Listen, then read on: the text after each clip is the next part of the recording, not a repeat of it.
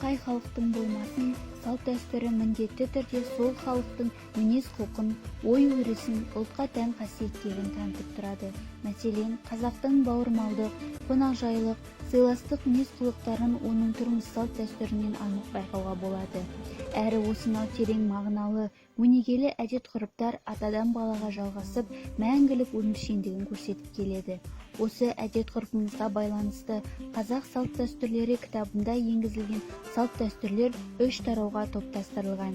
Бірінші тарау бала тәрбиесіне байланысты салт-дәстүрлер, екінші тарау тұрмыс салт-дәстүрлері, үшінші тарау әлеуметтік мәдени салт-дәстүрлер деп аталады.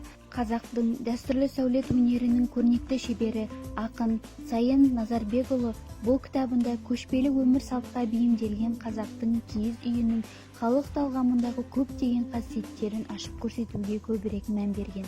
Сондай-ақ киіз үй туралы тарихи деректер, бітім құрылым жайындағы этнографиялық пайымдаулар жан-жақты қарастырылған.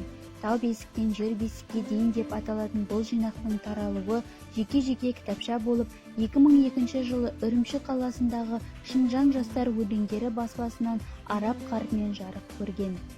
Автор оларды қайтадан қарап, толықтырып, оқырманға тұтас бір том етіп ұсынып отыр.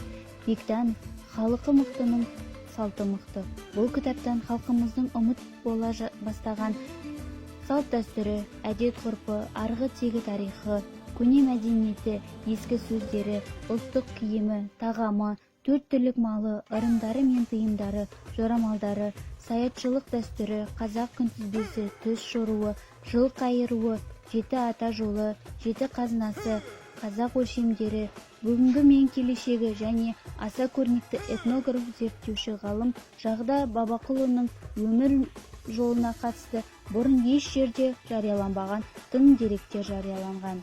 Ағаш бесіктен жер бесікке дейін 5 томдық жинақтың бірінші томы қазақтың салт-дәстүрі және оның ғылыми негіздері, екінші томы халықтың дәстүр тәрбиесі, үшінші томы ырым салт жорамалдары, төртінші том қыз сыны, жігіт сыны, бесіншісі бата тілектер, ажал, өлім, той, мерекелер туралы.